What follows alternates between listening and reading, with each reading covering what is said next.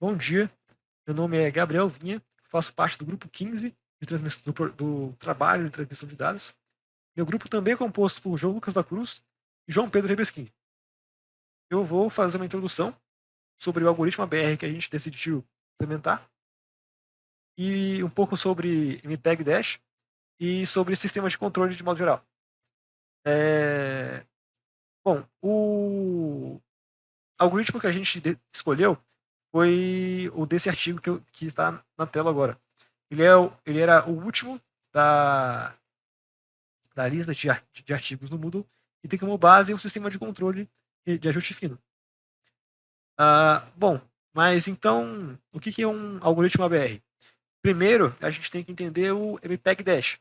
O MPEG Dash é uma taxa adaptativa de transmissão de dados que permite uma entrega de alta qualidade de streaming de vídeo. Isso porque os vídeos são salvos num servidor segmentados em tempos diferentes e com diferentes qualidades disponíveis. Isso vários tipos de resolução. Bom, e existe um algoritmo que vai escolher de acordo com a sua capacidade da rede, ou seja, vai ficar monitorando a sua taxa de transmissão para escolher a melhor qualidade naquele momento, ou seja, a que você consegue transmitir aproveitando o máximo da banda da sua rede. Mas então, o que exatamente é o ABR? O ABR é esse algoritmo que vai fazer a escolha da qualidade de vídeo. E ele é uma contração do termo Adaptative Bitrate, que é muito usado em serviços de streaming exatamente por permitir uma qualidade de experiência muito boa.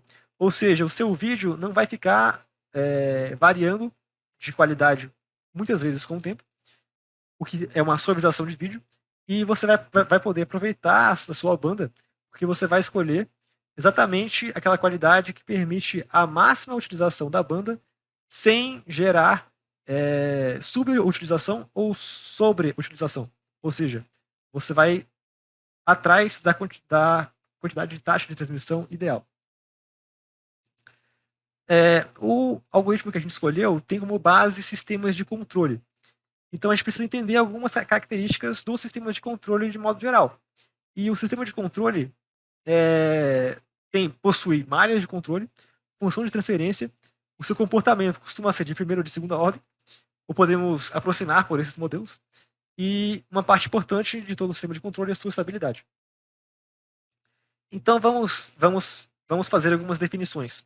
Primeiro, o que é um sistema? Um sistema é qualquer processo que gera uma saída a partir de uma entrada. Então, se eu consigo descrever como que será a saída a partir de uma entrada, isso é um sistema. Logo, um sistema de controle é simplesmente um sistema que eu consigo controlar. A saída que eu quero. Eu posso descrever a saída a partir da entrada através de uma função de transferência, que é exatamente o link que tem entre a saída e a entrada. Dentro da teoria de controle, é comum a gente descrever um sistema a partir de uma malha de controle em diagrama de blocos. Então aqui no canto a gente tem um exemplo de uma malha de controle fechada porque existe realimentação. Caso essa realimentação não existisse, nós teríamos uma malha aberta. E na malha aberta, a função de transferência nesse caso seria g de s. Como nós fechamos a malha, a função de transferência passa a ser g de s dividido por 1 g de s. Isso é importante, será usado no nosso algoritmo. As variáveis de controle são simplesmente as variáveis que nós desejamos medir e utilizar no nosso controle. Mas então, como é que funciona um projeto de sistemas de controle? Primeiro eu tenho que entender o processo, ou seja, eu tenho que achar a função de transferência do sistema que eu estou observando, e depois eu posso projetar um controlador. Esse controlador, então, vai alterar o processo de modo que a saída seja igual à que eu desejo. Né? Nós temos vários tipos de controlador, e nós veremos ele mais à frente no vídeo. Mas então, uma coisa que a gente tem que definir para decidir o controlador é o comportamento do sistema. Né? Ele pode ser de primeira ordem ou de segunda ordem, geralmente. E então, o de primeira ordem possui sempre um decaimento, um decaimento exponencial e não existe oscilação. O que pode geralmente gerar um erro em regime permanente. E uma coisa importante para ser avaliada na hora de fazer o controlador. Já os de segunda ordem, eles têm 3 tipos, basicamente, que são os sobreamortecidos, os criticamente amortecidos e os subamortecidos. Os sobreamortecidos são muito próximos do de primeira ordem. São decaimentos exponenciais. Já o criticamente amortecido é muito também parecido com o de primeira ordem, mas é um decaimento que possui o menor tempo possível para você atingir o seu valor de equilíbrio. Então é interessante nós fazermos um controle criticamente amortecido. Agora, um subamortecido é interessante porque ele permite oscilações. Então ele consegue atingir mais rapidamente o valor que está sendo controlado, mas ele ultrapassa e oscila sobre esse valor durante algum tempo. São considerações que precisam ser avaliadas na hora de ver o controlador. E a última parte importante é a estabilidade do sistema. Quando nós descrevemos uma função de transferência, geralmente fazemos isso por meio de uma transformada de Laplace, descrevendo o sistema matematicamente. E a partir dessa transformada, a gente pode descobrir como que o sistema se torna estável, ou seja, como que seu valor na saída não explode ou estoura para algum valor que eu não queira que chegue, que aconteça.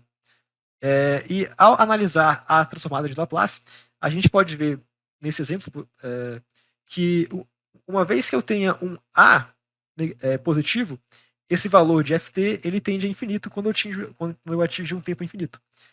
E se ele for negativo, eu atingo o valor zero.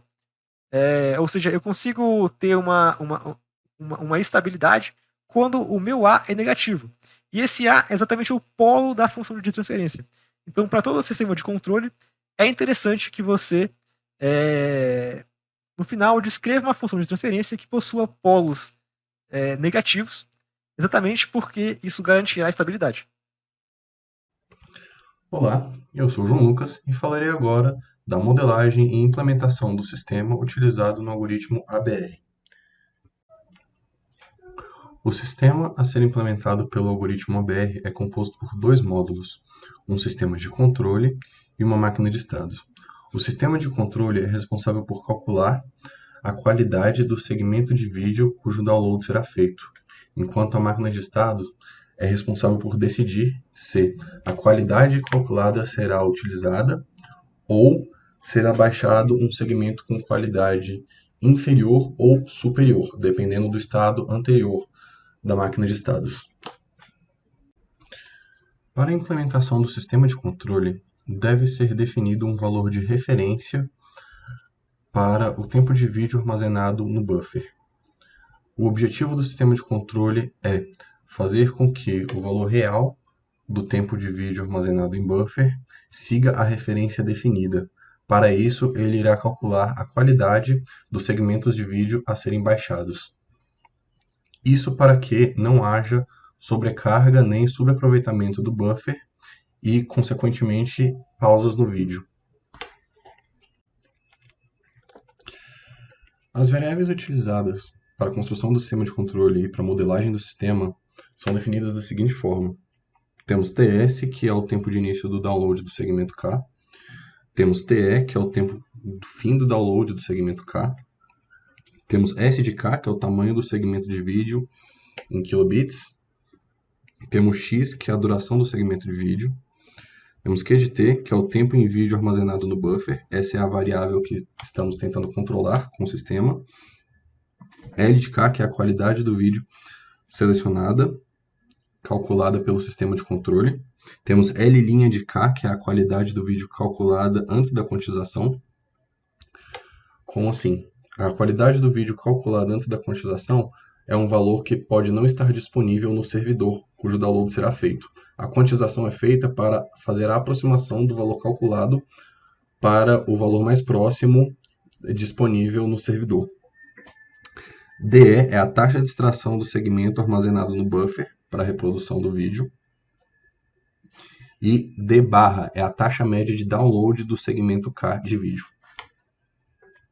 Para calcular o valor E de K que representa a qualidade do próximo segmento a ser selecionado em função de Q de T, que representa o tempo de vídeo armazenado em buffer, de modo que Q de T siga uma referência Q0 previamente definida, nós devemos encontrar uma expressão para Q de T em função de L de K. Em seguida, devemos fazer a mesma coisa para Q' de T, que representa a derivada de Q de T em relação ao tempo, ou a taxa de variação de Q de T em relação ao tempo. Para isso, nós fazemos uma aproximação de Q' de T constante, que é dada pela diferença de Q de T nos instantes de início do download e de fim do download sobre o tempo de download. E utilizando as definições previamente rodadas, nós encontramos uma expressão que envolve L de K. O próximo passo consiste então em isolar L de K e encontrar desigualdades garantindo que Q de T esteja sempre abaixo de um valor máximo e sempre acima de um valor mínimo, para em seguida fazer com que tanto o valor mínimo quanto o valor máximo tendam ao valor Q0 definido como referência previamente. Fazendo isso, temos o seguinte diagrama de blocos para representar o sistema. O bloco Q representa o quantizador, que é responsável por fazer a aproximação do valor L de K calculado para um dos valores L de K disponíveis no servidor. A função de transferência em malha aberta para o sistema no domínio de Laplace, sem o controlador, é dada pela seguinte expressão, onde H0 de S representa a função de transferência. A função de transferência em malha fechada com a presença do controlador é dada pela seguinte expressão,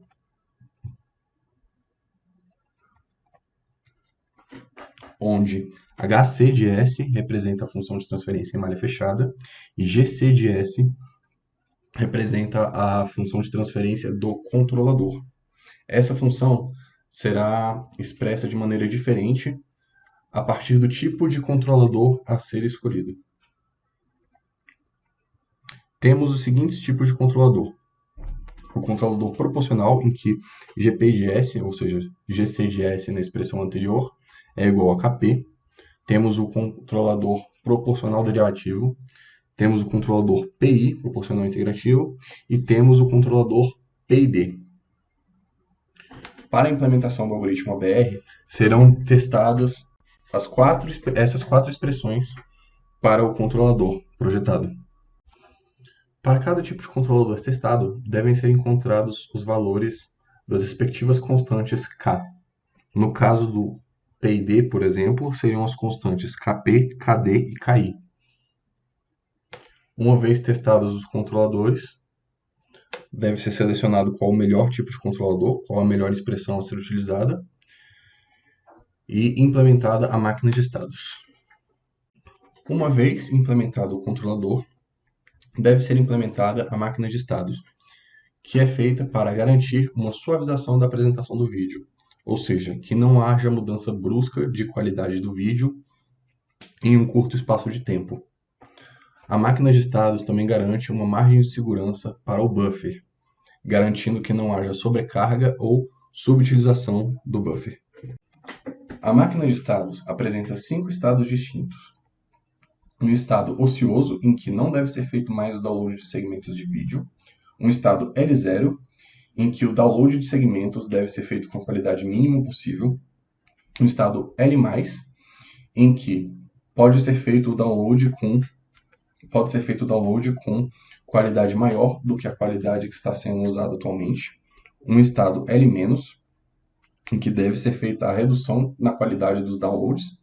E um estado LC, em que o valor da qualidade deve ser mantido. A máquina de estados faz suas transições levando em consideração as seguintes variáveis. L de K, que é a qualidade requisitada pelo sistema de controle. Q de T, que é o tempo de vídeo em buffer, também fornecido pelo sistema de controle. L0, que é o nível mínimo de qualidade, que pode ser fornecido pelo servidor. M, que é o número de segmentos consecutivos de vídeo cuja qualidade requisitada é maior do que a qualidade atual no estado atual da máquina de estados. N é o número de segmentos consecutivos de vídeo com qualidade requisitada menor que a atual na máquina de estados. LC é a qualidade atual registrada na máquina de estados. Δi é um intervalo de tempo para sair do estágio ocioso, caso a máquina de estados tenha entrado nele. Qmin é um limiar mínimo para o tempo de vídeo em buffer, e Qmax é um limite superior para o tempo de vídeo em buffer. As transições da máquina de estados podem ser representadas da seguinte maneira. LC é o estado com a qualidade, representa o estado com a qualidade atual. O estado idle, ou estado de ócio, ele é atingido quando Q de T, ou seja, o tempo em buffer é superior a um limite máximo estabelecido. Nesse estado, não deve ser feito mais o download de nenhum segmento durante um determinado intervalo de tempo. A máquina atinge o estado L0 quando Q de T está menor do que um valor mínimo, ou seja, quase não há tempo de vídeo em buffer. Então, deve ser feito o download de segmentos com a qualidade menor possível fornecida pelo servidor. O estado L+ é atingido quando um determinado número de segmentos tem a qualidade requisitada superior ao valor da qualidade do estado anterior na máquina de estados. Esse estado só pode ser atingido quando Q de T também está dentro da margem de segurança. De maneira recíproca, L- é atingido quando, para um determinado número de segmentos N, L de K, requisitado pelo sistema de controle, é inferior ao estado anterior na máquina de estados, LC. Dessa forma, deve ser requisitado um segmento com qualidade menor. Esse estado também só pode ser atingido caso Q de T esteja dentro da margem de segurança. Bom, quanto à análise de estabilidade do sistema, é de nosso interesse que o polo da função de transferência de malha fechada esteja sempre do lado direito do plano complexo. Utilizando a técnica de traçado de LGR, por exemplo, a gente pode visualizar que para determinados valores de ganho, o polo ele escapa nessas duas partes aqui para o lado direito do plano complexo. E a gente tem que sempre deixar ele no semiplano esquerdo para que o sistema seja considerado estável. Para controlar um sistema, a gente tem 4 tipos principais de controladores. O controlador P, que é um controlador proporcional, ele basicamente vai agregar um ganho à função de transferência do sistema. O controlador PD, que é proporcional derivativo, ele tem tanto a parte proporcional e a parte derivativa. Controlador PI, que é proporcional integral, e o controlador PID, que é proporcional integral derivativo. Ele possui as 3 partes. Bom, para o controlador do tipo P, a gente tem essa equação aqui, é basicamente o ganho. Quando a gente acopla, a gente obtém essa função de transferência de malha fechada. Portanto, o polo é o valor que zera o denominador dessa função de transferência. A gente tem o seguinte polo. Como tanto a taxa de extração do segmento de vídeo armazenado no buffer, quanto a duração do segmento de vídeo são valores positivos, a condição que a gente impõe para que o polo esteja no semiplano esquerdo do plano complexo é que o Kp tem que ser maior que zero. Para o controlador do tipo PD, a gente tem tanto a parte proporcional quanto a parte derivativa. E a gente consegue obter a seguinte função de transferência do sistema. O polo é basicamente o negativo de tudo isso aqui, dessa parcela, dividido por essa parte. Aí, a partir disso, a gente tem as seguintes condições para a estabilidade do sistema. Considerando também que a taxa de extração do segmento de vídeo é positiva e a duração do segmento de vídeo também, a gente tem duas possibilidades. O KP tem que ser maior que zero e o KD tem que ser maior que menos x sobre DE, ou o KP tem que ser negativo e o KD tem que ser menor que menos x sobre DE. Para o controlador proporcional integral, a gente tem a parte proporcional e a parte integral. A função de transferência fica dessa maneira, e nesse caso a gente tem dois polos por se tratar pelo fato do denominador ser de segundo grau, né? E aqui são os dois polos. E a condição imposta para a estabilidade é que o ganho da parte integral seja maior que zero. Por fim, temos o controlador P e D, que tem tanto a parte proporcional, a parte derivativa e a parte integral. A gente consegue obter as seguintes funções de transferência do sistema, os seguintes polos, por também se tratar pelo fato do denominador ser de segundo grau, de onde a gente consegue extrair a seguinte condição. Bom, na parte de avaliação de resultados, a gente tem as principais motivações, que é entender o efeito da alteração de cada parâmetro, por exemplo, o que acontece se eu aumentar o ganho. A gente também está interessado em criar todas as combinações possíveis dos parâmetros selecionados para, a partir dessas combinações, obter qual que é o melhor modelo. Os parâmetros que selecionamos para a gente modificar são esses: o ganho dos controladores, o KP, o KI, o KD, o tempo de buffer almejado, ou seja, quanto tempo de buffer a gente quer que o nosso sistema tenha, que é o Q0, e os parâmetros N e M da máquina de estados.